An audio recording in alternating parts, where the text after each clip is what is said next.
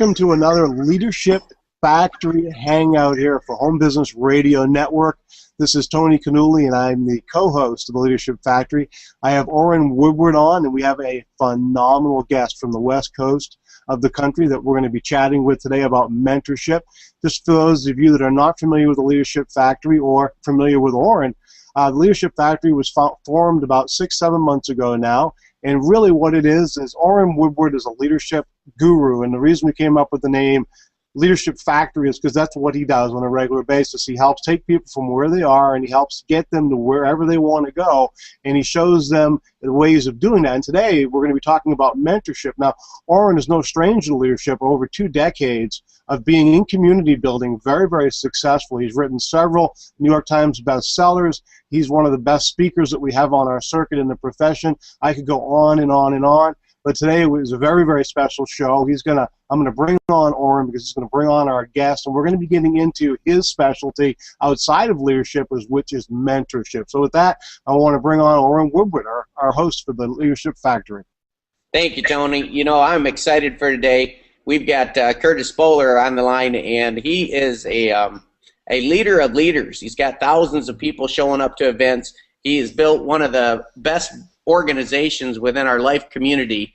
And you know, if I was trying to narrow down what I love about Curtis, is he is one of the most character-centered people. I never have to doubt when he's telling me something, even if it makes him look bad. He'll tell me what's going on. And we were talking earlier. It's like it's very hard to mentor someone unless you can deal with the facts, because you can only change the facts that you're aware of.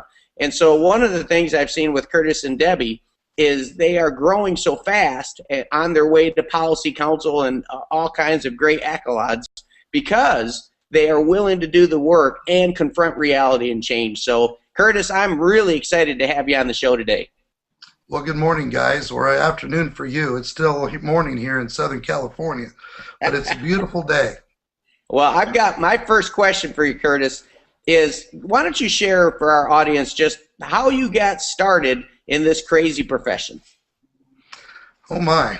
Well, we got started a little over 20 years ago, and I got a call from my cousin. And I was definitely looking. I was probably about 5 months behind on my mortgage. I just didn't know if I was looking for networking. I just never did understand it. It made no sense to me. And he called me on the phone, invited me to take a look. And I said maybe, which you guys know what that means. That means no. Then the second time I said we'll see, and that means no. And I think the third time I said I'll try, and you guys know what that means. But what I didn't know at the time was the guy that was helping him was driving 3 hours round trip to go to his house to show this to me, and I wasn't going to be there. So my cousin had felt enough, I guess, pain dealing with that, where he gave me a call and said, hey, if you don't want to see this thing, you better leave your house because I'm going to be there in 10 minutes. And he showed up at my house with his stack of notes and tortured me for about 3 hours, explaining everything that he possibly knew about it. I didn't think it was going to be very fun, so I was thinking about leaving before he got there. But then I realized I was broke and I couldn't go anywhere because I didn't have any money, so I figured I'd just take my beating. But he got me to see it again the second time, and then he got me to see it a third time. And I went ahead and got started, but I still didn't get it. It wasn't until I listened to audios for about 2 weeks, and finally the light bulb went off, and I thought, oh my goodness, I can do this. And then he got me to a leadership conference, and the guy that was actually helping him told me I needed to go, and I kind of giggled because I think I was bringing in $1,000 a month from work, and my house payment alone in those days were $1,500, so it wasn't working out. But what he did tell me, he says, Kurt, I noticed you have a Coca-Cola machine in your garage. I'll get a buyer for it. And so here was this total stranger coming into my life and wanting to sell my stuff. And but he was a likable guy. And I just said, all right. I don't know why I said all right. And he says, I noticed you had a Pepsi machine too. I'll get a buyer for that one too, by the way. So then I was up and running. And it's been fun ever since. We've enjoyed learning. We've enjoyed the audios. We've enjoyed the association through seminars and conferences. And now, I didn't like the reading. I didn't like that one at all. I wasn't good at it. I was in high school probably reading at a third grade level. And so when they wanted me to read, it wasn't going to happen.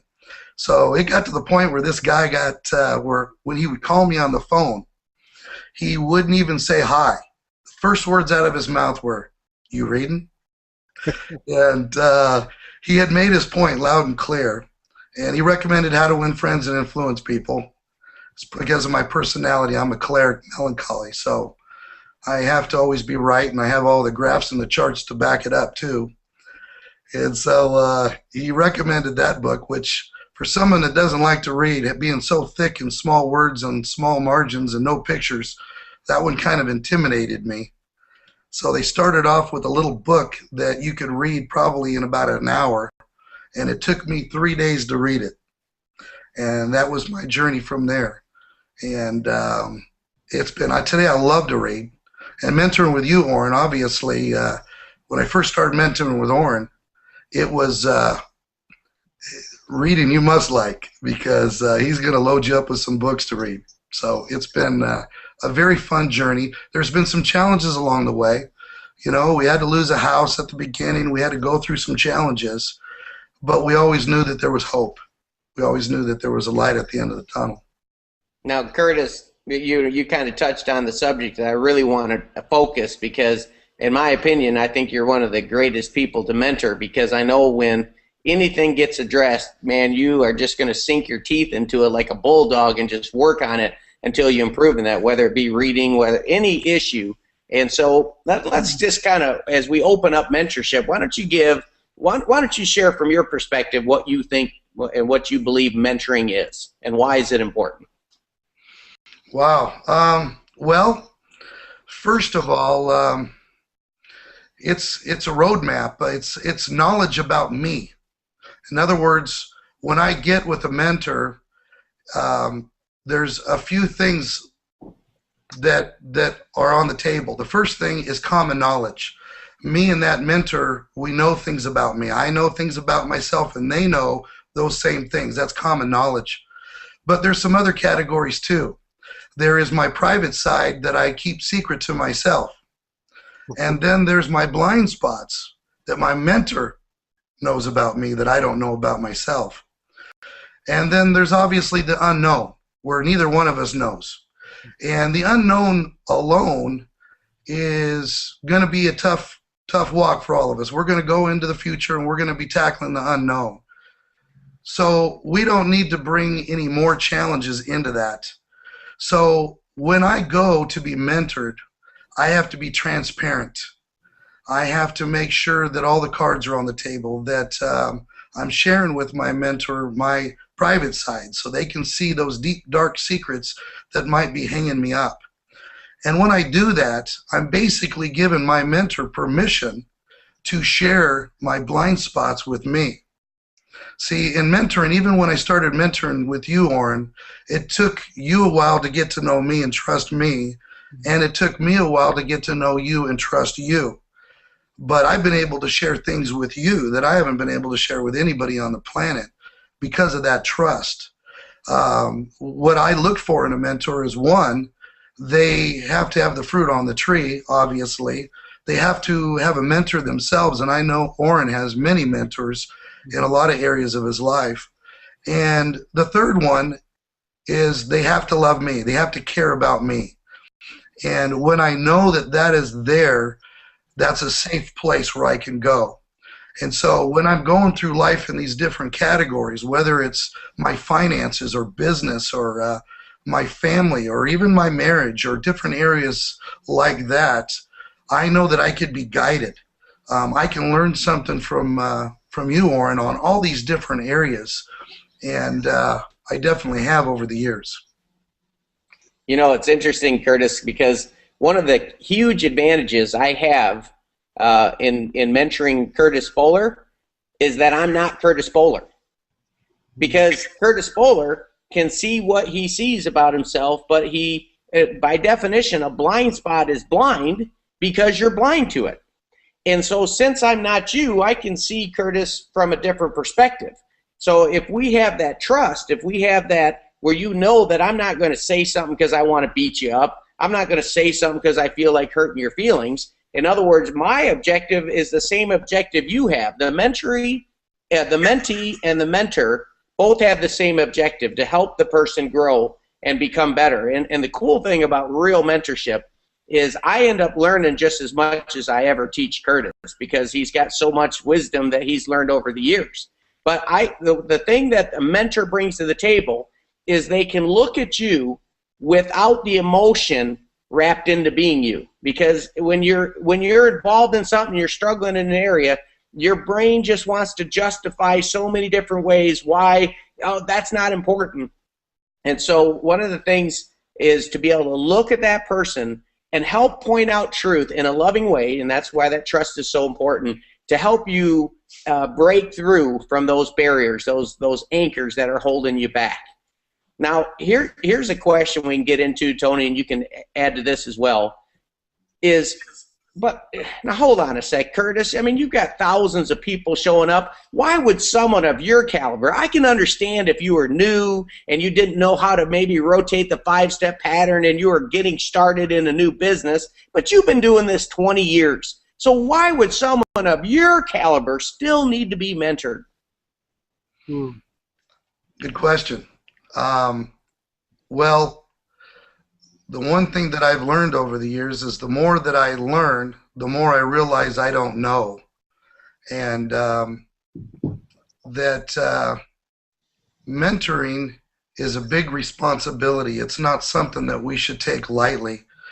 And to be able to mentor other people, we have to make sure that we are mentoring ourselves, because we'll fool ourselves along the way too.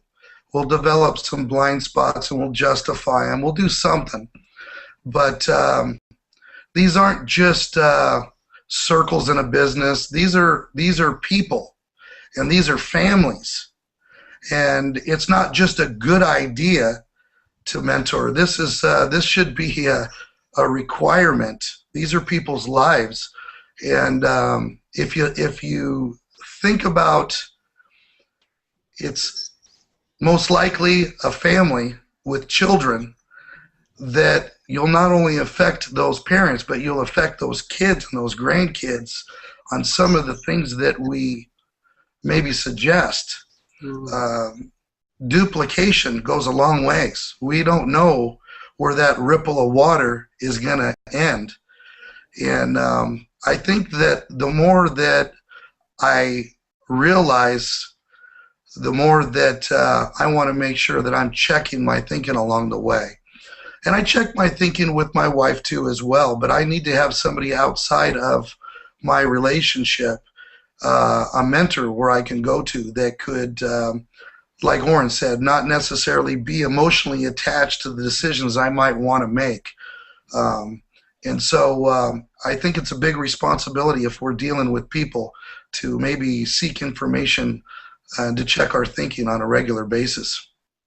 Well, you know, it's interesting, Curtis, as I go through this, one of the things that I learned really early on when I started in that mentorship process is that it was a responsibility. In other words, it wasn't just the responsibility of my coach, my sponsor, my support line, my upline diamond, whatever it may have been at that point, but it was a responsibility for me to hold myself accountable, and that it wasn't that they owed me that. You know, in other words, I got an understanding right away that I had to work.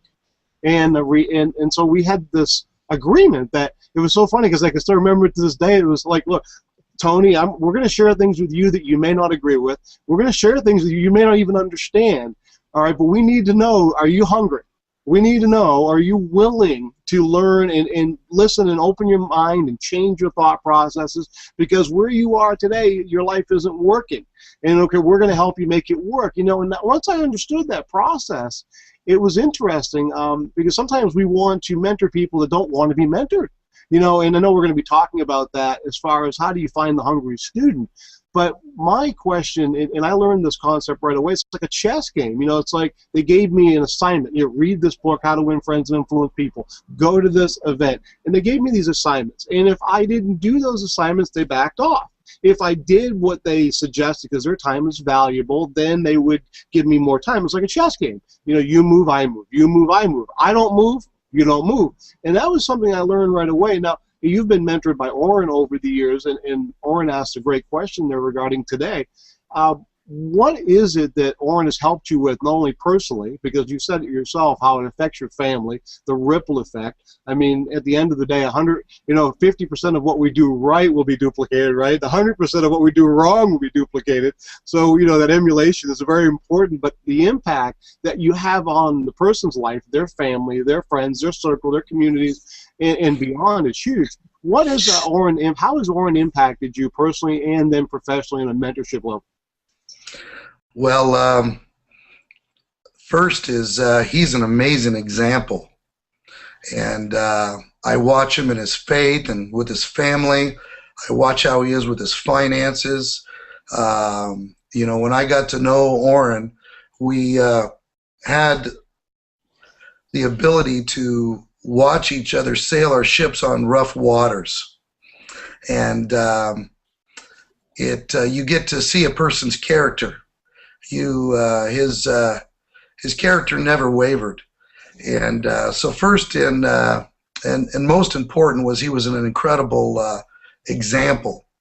But he's helped me in a lot of different ways. I know my finances. I thought that my finances were doing pretty good when I first met him, and man, was I kidding myself. I had a lot of blind spots on that, and he was able to help me with some of those things. And here we are a few years later, and what a difference on how I think. And I thought I had a lot of stuff figured out in those days. You know, we were financially free for 11 years, I believe, when I started working with Orrin. And but man, was I kidding myself on a lot of things.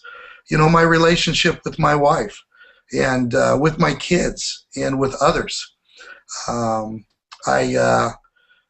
had to learn to deal with people with grace and law on myself instead of law on other people and grace on myself, which I tend to do. It tend to be a natural thing, I believe, for a lot of people to do that.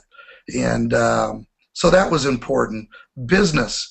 He is a systems genius. He understands this stuff, and he can see a lot further than I can when it comes to business. I'm amazed when I get with him, and he'll share some things with me, and I'll sit there and say, okay, well, that makes sense, and yeah, I kind of knew about that, and kind of knew about that, and then the more I crunch what he's telling me, I'm thinking, wait, there's something deeper here. And the more I mess around with it, the more I realize he's given me quite a bit of vision now to see something a little bit different.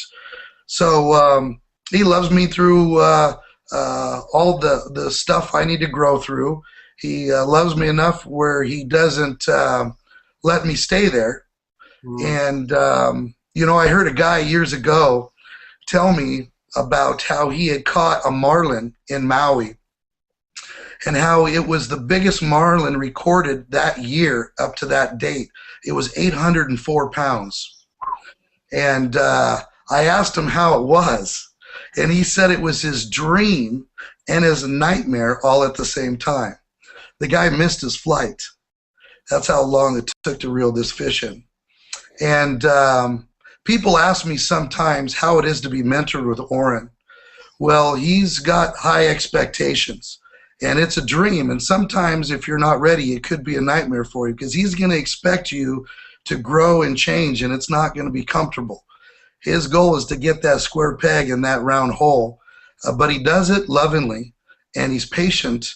And I have learned so much about mentoring with him that if I become frustrated with people, it's only because I'm selfish, and it would be because if they did more, I could do less. I think that watching him be a true servant leader has been very helpful, not just in business or the people I'm mentoring with, but also in my family. And I can go on and on and on about this. That's awesome. You know, I wanted to say one of my friends is very, very successful in the profession, has a belief system. I don't totally agree with it, but basically his belief is that, you know, you should break away from your sponsor and kind of do your own thing as quickly as possible. I understand the value in that message, but at the end of the day, I don't agree with that, because even you today, I mean, even though you may not need the mentorship, it's very helpful to have that, to have someone that we all need coaches at every level, and I believe that. But let's talk about this process. And Orrin, you and I have talked about this, about a covenant, an agreement, per se, for people to understand that word, that commitment. What's the responsibilities in both of your opinions of the mentor as well as the student? And let's talk about also the students that are willing, and how do you identify who you should be mentoring and who you really shouldn't be mentoring at that moment? These are great questions that I believe most people just don't learn. Hey Tony, let me start that one, because you brought up a really good subject on, you know, where your friend there that's talking about, I think the person should get started and start doing his own thing as quick as possible. I absolutely agree with that too. Let me try to pack that into a segment so that we understand each other.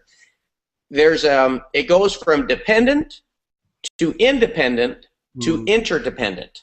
And so man, I tell you, when I get someone started, I do not want people dependent on me. I can tell you, Curtis is not dependent upon me. If I disappear tomorrow, Curtis has a pretty good grasp. He's going to be all right. He's going to take care of his family and build a good-sized business, because I'm not going to create dependency. I don't want people, I can't think for myself, let me pick up the phone and call Orrin. Well, first of all, Orrin's too busy to answer your phone call. You ask Curtis, he's never going to get me the first time he calls me. He better figure out how to think on his own, or else he's really hurting. So we're not creating dependency. And so I absolutely agree with your friend that, man, we want to get them to be independent, be able to think on their own and make decisions. But there's actually a level of leadership beyond independent. I can conquer the world, I don't need anybody. Well, it's kind of lonely if you do it all on your own, for one thing, and secondly, it's a lot more fun when you're helping your best friends go out and climb the mountain too, and that's that interdependence. Certainly, I could do a lot of things on my own. I can write books. I don't need to have a community to do that. I can go speak to other people's communities. I don't need a community to do that. But I love the interdependency of having a community. I mean, I love the fact that Curtis and I are in an interdependent relationship. We're both strongly independent. We can think on our own. We have very clear reasoning pattern. We could both make it just fine on our own. But why would we do that? Because if you're climbing a mountain, it sure is great to have ropes connected to a whole bunch of other leaders climbing. So just in case I slip, I know I'm protected because Curtis' rope has me protected. Chris Brady, Tim Marks, Bill Lewis, and all the other top leaders, Claude Hamilton, all these great leaders, George Gazzardo, Dan Hawkins, all these ropes connected. If I slip, I've got plenty of ropes still holding. And they know that if they slip, I've got them. That's interdependence. And so that's what we're creating. Yes, we want to, when you're brand new, let's get them independent. I love going through my business and finding some independent cuss that's doing everything wrong. In fact, if Curtis were brand new again, I guarantee you I'd be hearing from his upline all the time, he's not doing it the way we told him. He's thinking on his own. He's making his own decisions. Now, they wouldn't say it like that. They'd say, he's not following the system. He ran his own meeting, and he didn't check with me first. And we act like that's such a bad thing. But I go through the group looking for that troublemaker, looking for, as Chris Brady would call it, a rascal.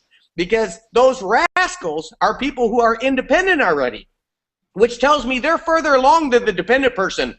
I won't do anything. You tell me to show up to a meeting and I'll show up brain dead, because that's what the world's created in our factory-like education. Man, I like the guy who's willing to think on his own. I like that entrepreneur, independent person, and then I'm going to teach them the next level of leadership, that interdependency, and that's what we have here with Curtis. So I just want to package that, and please ask Curtis the question again. That I'm glad I asked that question. That is fantastic, because the interdependence, because you could be codependent very easily, which is what the majority of people, as you know, are. But that interdependence is everything. And how do you see that, Curtis? How do you, and I know part of the question was, is how do you look for the student? How do you look for the person that's hungry, you know, which I always look for. But I love what you said there, Orrin. Always look for the troublemaker, the ones that are doing it, because you can always adjust. You can help them adjust. But this is a good time also to talk about how you help them adjust when they're doing, because a lot of times people will see a leader or potentially they're doing something and they'll chastise them instead of doing it where they'll help maybe direct them nicely without hurting the relationship. That's an art, and that's an art form that you learn. That's because that's another thing that we need to be talking about that is so important. Curtis, what's your thoughts on what we're talking about right now? This stuff is really good. Well, I believe that that the student usually will seek out the mentor. It's usually because they're pretty hungry in the first place. A lot of them don't like to waste a lot of time. They want some direction. But saying that, the mentor also is a talent scout, and they're constantly looking for people that are hungry, honeable, and honest. And when we find those people, we will reach out to them and open the door to them. Sometimes maybe they don't realize the door is open, and we'll have to nudge them a little bit because we definitely see something in that person. We see some potential that this person right here with a little direction could be great. But I found that a lot of the people that I mentor, they usually seek me out. Now, there's a lot of people that seek me out, but maybe they're not ready to be mentored. They are wanting to get with me maybe just to tell me what they're doing, instead of necessarily looking for some direction. But usually it's somewhere between a student seeking out a mentor and a mentor also being a talent scout, looking for somebody honest, teachable, and hungry. Well, you know, it's interesting. So go ahead. You know, put what Curtis just said, let's call it capacity. Like, imagine this way. Imagine that the mentor has this big pitcher of knowledge. He's got a pitcher full of knowledge. Well, if you come to him with the little teacup, it's kind of worthless to pour the whole thing because the capacity is going to overflow. And so one of the things that you learn in mentoring is never give more truth than the student's willing to receive. It's not loving to pour more truth into someone than they're capable of hearing at that moment. Because remember, when a person gets involved in any type of leadership community, they've been running from truth their whole life. People run from truth. They don't want to deal with the tough truths in their life. So you get them involved in a leadership community, and the first thing you're attempting to teach them is that truth isn't negative. It's just truth. It is what it is, so to speak. Yep. But if you sit there and you take a guy who's running from truth, instead of loving him and just keeping them around long enough, like you were saying earlier, where some of your early mentors, Tony, they just kept you around. If they would have sat there and told you all the truth about you that they knew, you wouldn't have showed up again. You'd said, I don't appreciate that. Here's what Tony would have been saying. You wouldn't have consciously said that, but this is how it would have went. I've been running from that truth my whole life. How dare you tell me that truth? I'm going to run from you now because you just offended me because you told me a truth I've been hiding from. Well, that's not any good. I mean, you are going to influence people you're offending. And so just because you recognize truth about people does not mean you go and spill that out to them. That's not loving. So here's kind of the principle. It's not loving. It is not loving to tell truth to someone who's not ready to hear it. So you need to love the 90% in your team that are running from truth, and you need to lead the 10% that are ready to hear some truth. Right. But the secret to a great business is to learn the capacity level of each person that you're telling truth. Some, you're ready just to say, you know what? I think you're ready to go show 15 plans. And that's as much truth as you can do. You're ready, man. You can do that. Others, you can say, you know what? I think it's time that you start treating your wife a little bit better. She really loves you, and if you just encourage her a little bit more, boy, that would go a long way at peace in the home, happy wife, happy life, and they wouldn't get offended. But, man, if you walked up to a new person and said, man, you're a total jerk to your wife, why don't you treat her better? Boom! He's gone. You'll never see him again. And you're like, what's wrong? I told him the truth. And I'm like, no, you weren't loving because you told truth to someone who's been hiding from it. You've got to build that relationship, build that trust, and then only share truth up to the capacity of the student. And if you say, well, I want to grow my business faster, so I want to jam more truth down people. No, if you want to grow your business faster, get enough people in your team that you always have plenty of people to talk to about truth without jamming too much to any individual person. Well, this is very important. And for those of you that are listening to this, there are people in your support line, no matter what company you may be in, that have the wisdom and knowledge that Orrin's speaking of right now. This is the art of the business, not so much the mechanics of the business. And the art takes some time. It's like hearing music. Over time, you got to practice and practice. But you know, it's so interesting. You talk about, you know, how do you feed somebody? How much do you feed them? You know, I learned early on that you don't feed a baby steak, and you don't feed a giant pablum. You know, you got to know how to feed. Like you said, the capacity. You got to understand that capacity. And what helped me understand that, gosh, 25 years ago, was a story that I heard about a pastor in Michigan that came out in the middle of a snowstorm. He came out to, it was a very small church. It was a really bad snowstorm. They had about 2 feet of snow, and he was the only one that showed up. And so the farmer came in and was talking to the pastor and goes, okay, as he was getting ready to leave because no one showed up, the farmer says, well, I'm here. And the pastor goes, well, look, no one else showed up. I'm going to have to go home now. And the farmer says to the pastor, well, you know, pastor, I'm just a simple farmer. I feed cows, but I reckon that if only one cow shows up, I'm going to feed him. And so the pastor felt kind of bad and realized that, well, wait a minute here. I owe it to this gentleman to give him the sermon. So 2 hours later, okay, the pastor worked himself into a sweat preaching the gospel. The farmer was sitting back in the pews, kind of a little out of it. And at the end, as they were getting ready to leave and the pastor was wiping his forehead, you know, the pastor says, well, you know, were you inspired? He says, well, I reckon, you know, I'm just a simple farmer. But you know what? If one cow showed up, pastor, I wouldn't feed him the whole load. And that really got me to understand that, you know, that like you said, there are people that you can give them a whole lot. You know, you can feed them a whole lot based on who they are, where they are. But there are other people you have to gently give the little bits and pieces or little bits of information and stick with them. But I think you can't screw up if you just seek first to understand and care about, like you said, if you love that person. When I want to work with someone that's having an issue, I will get with them, sit next to them, wrap my arm around them, and I'll say, you know, look, Orrin, you know I love you. But, you know, at that meeting we were at, let me suggest something that maybe you could have done that would help you a little bit better. You know, in other words, how you interact with that person makes all the difference versus, hey, that was a stupid thing for you to do. I mean, you know, that's a real quick way to break that trust, to break that bond with people. So anyway, I just wanted to share that story with everybody. But that story helped me understand how that everybody needs to be fed at different points.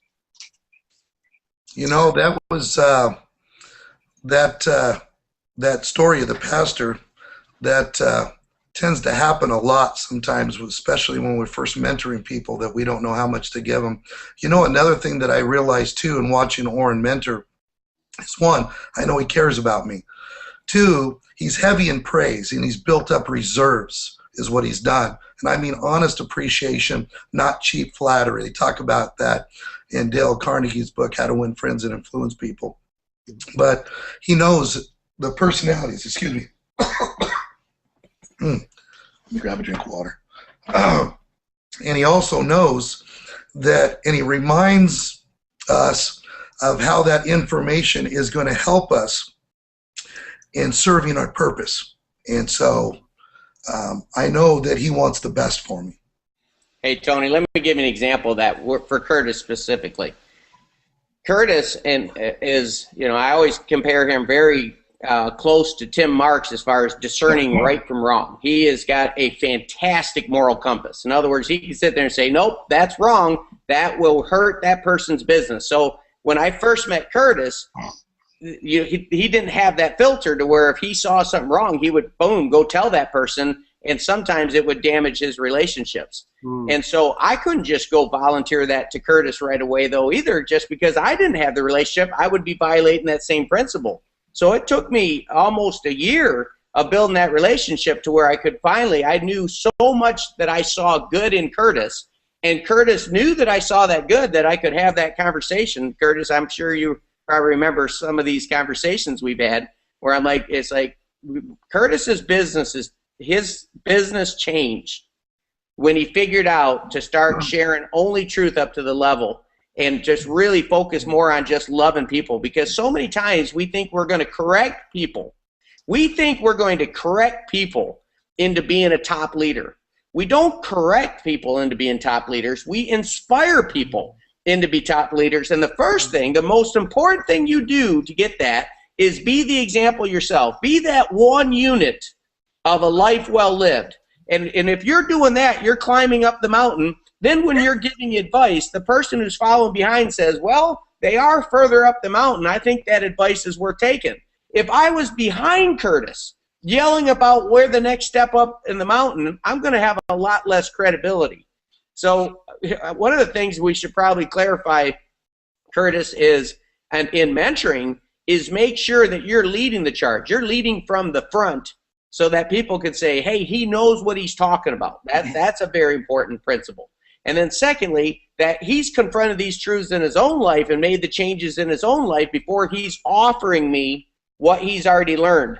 Because it's one of the craziest things you hear is this management mentality, and I'm just kind of on a mission right now across our whole life community, is to get rid of this management community, this management thing that says, do as I say, not as I do.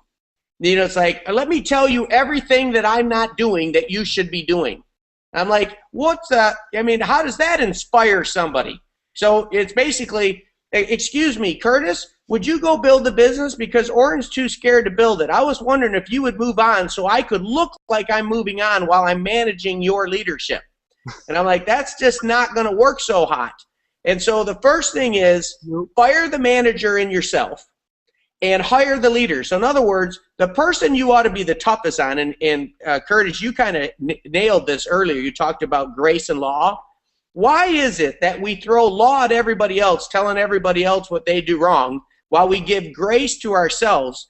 Imagine what type of leaders we could be if we threw the law at ourselves. Hey, come on, Orrin, let's get out here and do this. Let's go do this. And let's throw grace at Curtis. Hey, let's give Curtis some time to grow and change. It certainly took me time to grow and change. So one thing that a good mentor does is apply more law to yourself and more grace to your team.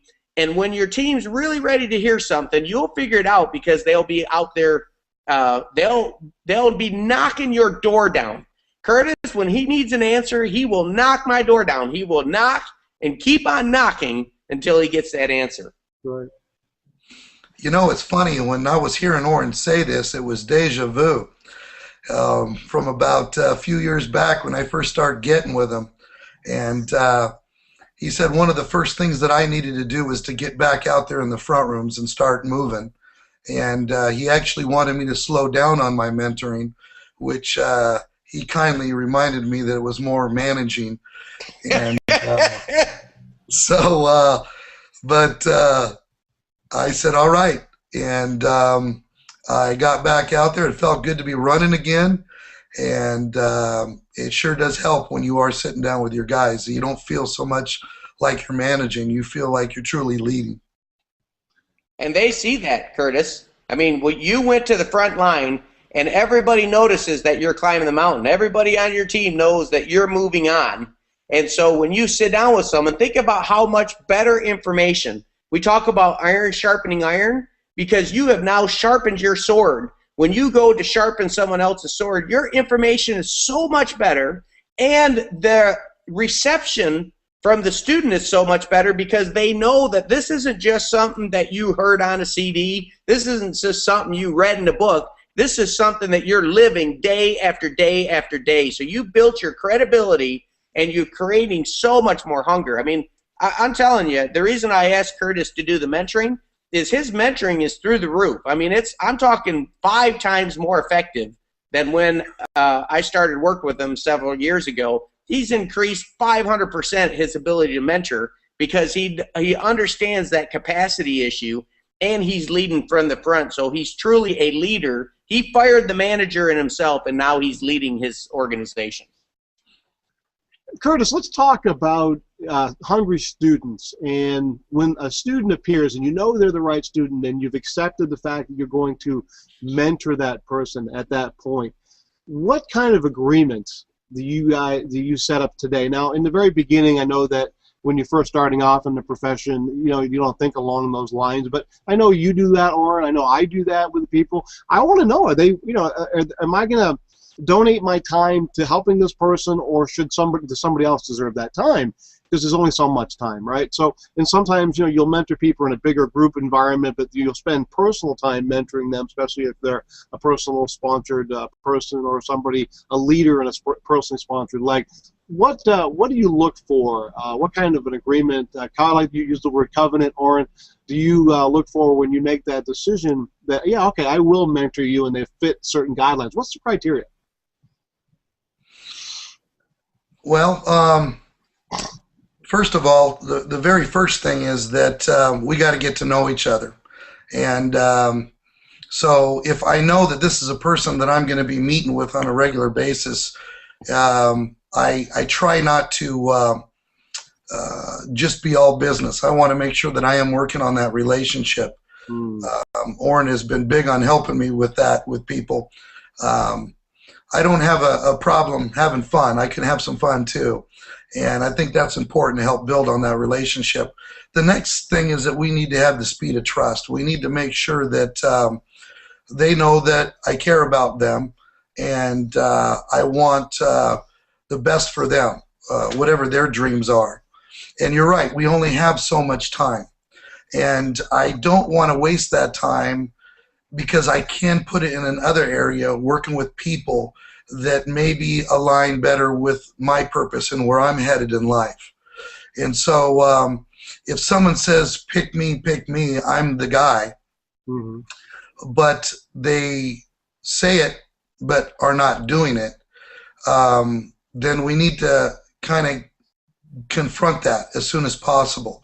We set some goals, or we set some assignments. It's important that they go out and they attempt to do these things. I don't usually, there's times to put the goals on the work, and then there's times to put it on the results. At the beginning, I just want to move it so that we can steer the car. They can't guarantee me the results right away, but they can guarantee me the work. And if they're not willing to meet me, at least on the work part, then that's okay. We'll still be friends, but let's not call this a mentoring relationship, right? So that was great. That was a great answer. In the people side of it's everything. Orrin, you just did an article this week that I thought was brilliant, and you were talking about Dale Carnegie, and you were talking about that 85% or more of this profession is people skills, and the 15% is the actual skills of doing the business, the mechanics of doing the business. So where should you put your time? And that's an odd, when you break it down like that, the 80-20 rule will tell you that the majority of your time should go into the people skills, which is why people say, well, why is it you recommend How to Win Friends and Influence People? Because it's a staple in helping you learn the things that you didn't learn in the system that we grew up in school or in college. I mean, let's just face it, people have not learned those skill sets. So we want to provide the knowledge and information and modeling to do that. So that is an amazing concept, that the fact that you have a commitment with that person, you adjust.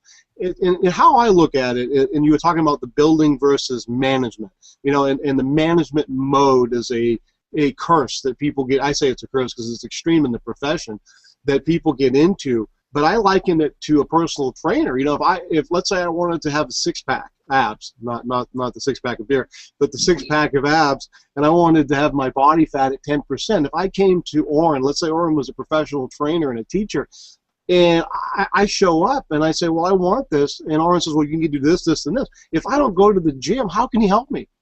How can he teach me? How can he help me moving along? He can't, right? But we wouldn't complain about that in the gym movement because we know that's the way it happens. But in our profession, this happens a lot where people, I don't get the results, but they're not willing to to do the work. And I liken it to a fireplace. You know, if you want heat to come out of that fireplace, you say to the fireplace, give me heat. And the fireplace goes, if it could talk, it would say, give me wood. And the reality is we got to put the wood in. So let's, I love this whole topic on mentorship. I want to turn it back over to you, Orrin. I know we've got some final thoughts here on this topic today, and it is so important for people to grasp this concept of mentorship. Well, thank you, Tony. You know, Curtis, that was a fantastic answer. Your last, I can boil down Curtis's answer into 2 words: inspect and expect. We expect a lot. If I'm going to mentor someone, I absolutely expect a lot. And I like how you said that. It's a dream and a nightmare. If it's if you're mentoring with someone, it is a dream if you're looking to climb. It's a nightmare if you're not looking to climb, because we're going to hold your feet to the fire. I mean, listen, I'm totally okay if somebody wants to manage with their life. I'm totally okay with that. Here's what I'm not okay with. I'm not okay with you drawing all my time and turning me into a manager, because I don't care how good a leader you are. If you're leading a whole bunch of managers, you're a manager by default, because you invested all your time into a whole bunch of people that are just managing. So if you want to be a leader, the first thing you better figure out, tell you why God has blessed me with the business that I have today, is because most of the people in my team listen to a person's words and then make decisions. I study a person's numbers and make decisions. Curtis can tell me all day long that he's out in the living rooms making things happen. He can tell me that all day long. But I can study the numbers and know that he's out in the living rooms making things happen, because I can see 5, 6, 7, I can see many legs that are outgrowing their numbers right now, and that doesn't happen unless a leader's making it happen. Sure. But if Curtis was sitting in his house bringing everybody over and managing them and telling them how to do the business, you know what he'd have? By default, he would turn into a manager, because they'd say, I heard what Curtis said. Now what does he do? And then they'd start doing the same thing Curtis did, and then they'd bring their group over there, and they'd have this real small group where everybody's getting together and everybody's talking about what should be done, but nobody's doing it. For example, we have a program we call Build in Depth. Well, in Build in Depth, you either are driving numbers, and let's talk about 10 levels in depth. Well, if 10 levels in depth is the goal, then here's the question. You either did it or you didn't do it. It's kind of like you're either pregnant or you're not pregnant. You're not partially pregnant. You either are or you're not. You're not. And so in the leadership field, you either did go 10 levels in depth or you didn't.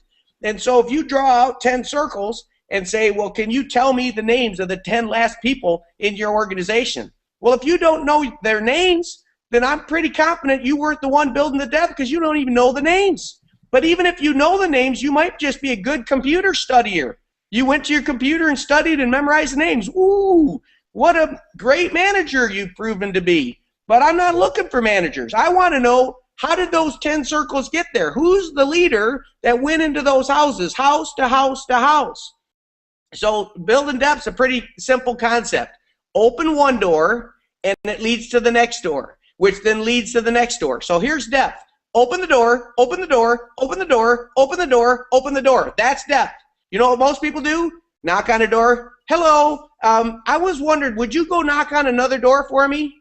They're not going to do it, because our whole culture is a bunch of managers. It's like you open one door. It's like, here's when you know you can have any size business you want in this profession. You open one door, you make a friend of that person, and then that person introduces you to the next person. Tony, you talked about that 85-15. The 15% is learning how to open doors. That's pretty easy. Put your hand here, open it. The key is, can you make a friend with that person once you open the door? Because if you don't make a friend, they throw you out of the house. They're certainly not going to say, man, that guy was the most offensive guy I ever met. I can't wait to introduce my friends to this guy. That's not what they're thinking. They're thinking, I want to get rid of this guy. But imagine if you take that 85% and really develop your ability to relate with people. They're like, wow, this guy's passionate about what he's doing. He's leading the charge. He's going somewhere in life. And he actually believes I can do something with this. I can't wait. Man, I got to introduce him to my friend Joe. I got to introduce him to Bob. I got to introduce him to, all the different people. As you start doing that, now something magical happens. You open the door and you go 10 levels in depth, and you were the one that went house to house doing that. Now you're a leader. You fired the manager and you hired the leader. And it's amazing to me that one leader can change a whole organization. So if you ever come to me and say, you wouldn't believe, I got a whole group of thumbsuckers, my standard reply is, they're just duplicating. They followed the leader. If I listen, I've got a bigger team than that person. You know what I tell them? I also tell them, I've got more thumbsuckers on my team than you have on yours. But my thumbsuckers don't bother me. You know why? Because Sturgeon's law says 90% of the people in life are going to thumbsuck. And I am not responsible for pulling the thumb out of their mouth. I'm responsible for putting enough people in that I got some people that aren't thumbsucking. And then I'm responsible to lead the non-thumbsuckers while loving the thumbsuckers long enough that the thumbsuckers can become non-thumbsuckers and can become leaders if they choose to. And if they never choose to, they owe me nothing. Nobody on my team owes me anything. If Curtis wants to leave this phone call and never show another plan, he owes me nothing. Nobody owes you anything in your group. They are not working for you. You are serving them. If they don't do any work, it's very easy to serve them. Just tell them, encourage them, and point out great things about them of what they could do. I love the statement, and I told this to Curtis. I told this to everybody I work with. Curtis, I'm ready when you're ready. I'm ready when you are. Tony, I'm ready when you are. If at any point you want to make real changes in your life, you come to me. Here's what I want to be with every one of the people I mentor. I don't want to be their best friend because I don't have enough time to be any individual's best friend and talk to them every day. Here's what I want to be. I want to be the guy when the chicken hits the fan in your life, you can call me. Because you know that I'll listen, that I'll try to understand what's going on, and give you the best advice I know how to give because I'm 100% in your corner. If you do that with your guys, if you will open the doors to go build numbers, put enough numbers in, and you'll find some leaders. People like, Orrin, how'd you get this leader? How'd you get this leader? How'd you get 6 legs over 1,000 people showing up to events? How'd you get 10 legs, nearly almost 10 legs at 500 people showing up to events? You're just the luckiest guy in the world. Yes, I'm the luckiest guy in the world, laboring under correct knowledge. I decided to lead myself, go build depth, let the numbers work, and then go find great students like Curtis and Debbie Spolar, and then go help great students become great leaders, and one individual at a time, change the world. Woo! Wow. You know, I'm speechless. That's rare to happen, Orrin. That is rare to happen. That is, you know, I've never heard it said any better. Curtis, I tell you, brother, appreciate you spending your time today. Do you have any last thoughts on this whole subject of mentorship, or would you like to comment on what Orrin was just speaking about? Because it's unbelievable. You know, there's really nothing to comment on that. I just tell you, I appreciate both of you guys and what you're doing, and the pleasure has been all mine. Wow. Wow, wow. Well, we really appreciate you once again sharing your time. You're an amazing leader. You've set the example for people in your organization, and you've learned from what I believe one of the best in the world at what he does, and that's Orrin Woodward.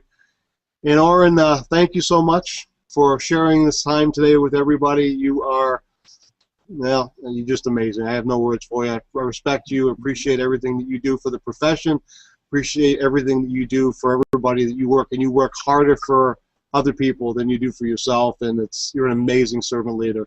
And I tell you, this has been another amazing Leadership Factory hangout here. This is Tony Canulli, the marketing director and the co-host for the Leadership Factory hangout. I want to thank everybody for sharing this time with us, and we'll see you on the next Leadership Factory hangout. And in the meantime, go out and love some people, and let them know that you're there for them, and serve a good example, and lead those that want to be led. Thanks again, everybody.